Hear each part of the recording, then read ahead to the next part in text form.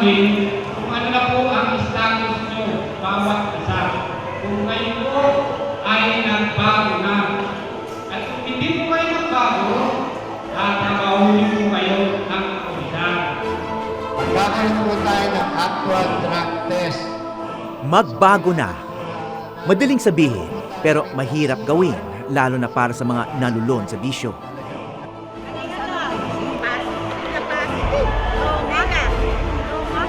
Roma, kuya. Tila mas madali pa ang madugong solusyon. Kayo po ang magdadala ng hindi po kami.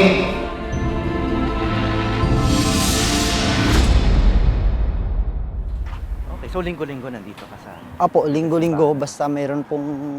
Napapansin itong lahat ni Hilsey Almelor na nasagip ng ibang solusyon.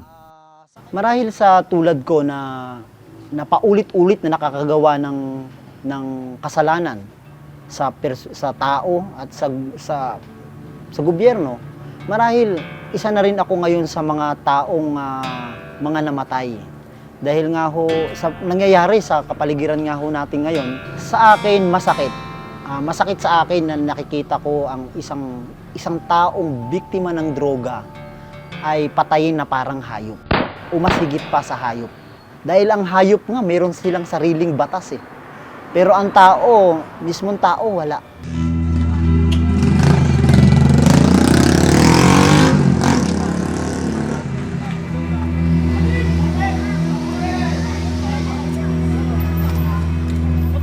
Dahil sa problema sa pamilya, lumaya si Hilsey sa kanilang tahanan sa Pangasinan noong siya'y elementary pa lang.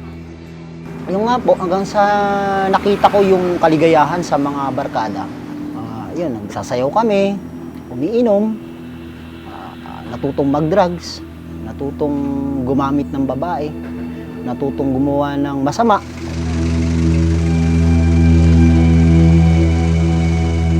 Sumasakay sa jeepney, hold up. Hanggang sa nabuwag nga yung grupong yun, dahil that time, malakas ang loob ko namin dahil may humahawak sa amin that time na mga nanunungkulan.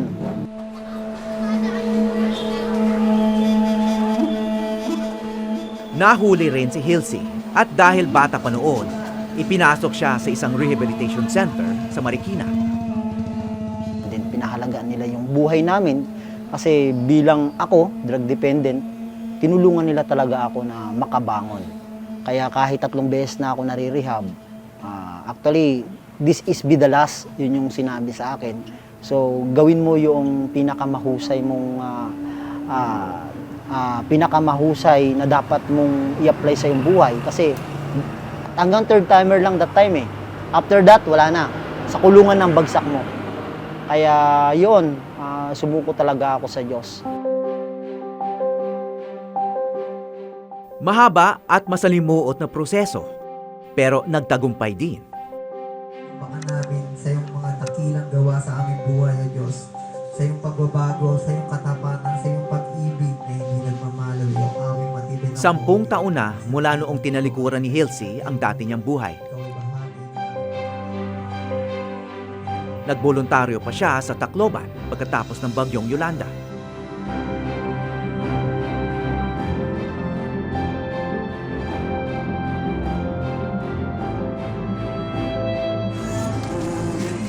At ngayon, isa ng aktibong miyembro ng simbahan.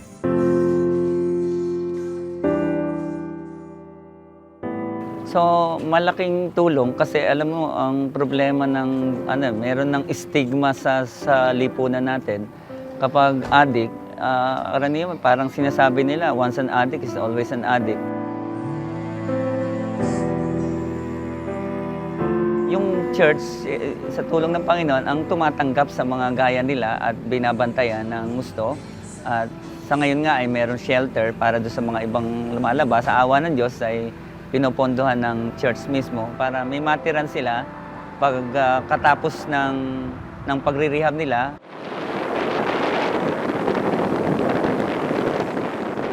Hindi tulad ng mga agad na pinapatay ngayon.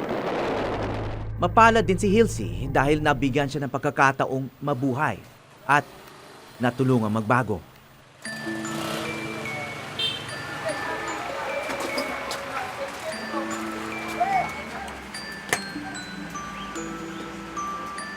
Ipinagkatiwala sa kanya ang seguridad ng mga kabataan sa isang pribadong paaralan.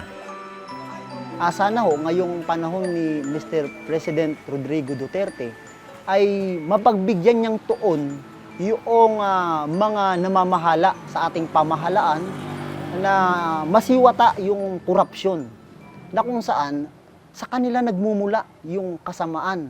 Kaya yung mga maliliit, sila ho yung biktima eh. Sila ho yung nangangailangan ng tulong. Kaya kailangan siguro ang isang puno na hindi mabuti, kailangan bunutin sa ugat.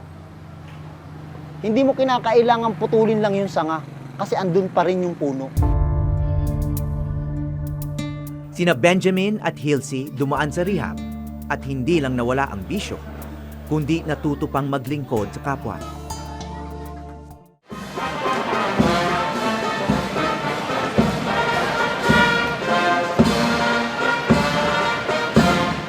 Araw-araw, tumataas ang bilang ng mga pinapatay sa gera kontra droga ni Pangulong Duterte.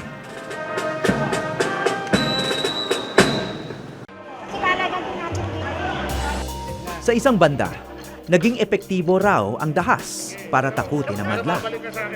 Maganda lang yon sa simula.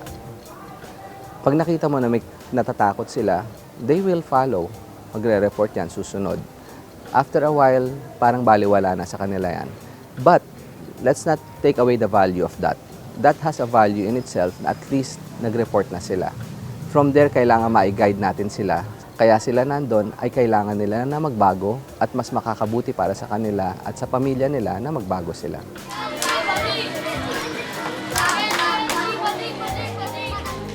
Kasi sa rehabilitation po, dito po nagsisimula ang lahat eh. Magkakaroon siya ng pangarap sa kanyang buhay. Kaya hanggat maaari, itigil ang pagpatay sa mga taong kasi ang mga drug user, biktima rin ho sila eh. Sa dami ng mga sumusuko, hindi na sila kakayanin ng mga kasulukuyang rehab center. Kailangan kumilos na ang mga komunidad, barangay at maging mga paaralan. Hindi na lamang para magpa-zumba at drug test, kundi para maglunsad ng mga masinsinang programa sa rehab at reforma. Kilalanin na maging ang mga gumagamit ng droga ay mga magulang, anak, kapatid at tao rin na may pag-asa pang magbago. At para maiwasan ang mas masama pa, ang tuluyang pagkawala ng pagpapahalaga sa buhay. Ako po si Howie Severino at ito ang Eyewitness.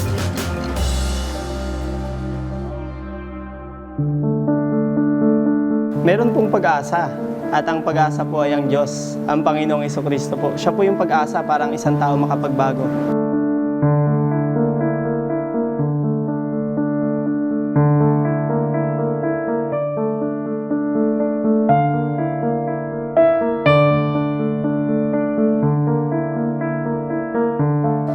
Hindi mo kailangang patayin bigla-bigla ang isang makasalanan. Kahit siya pa ay drug addict, drug pusher o user, dapat bigyan sila ng kaukulang parusa.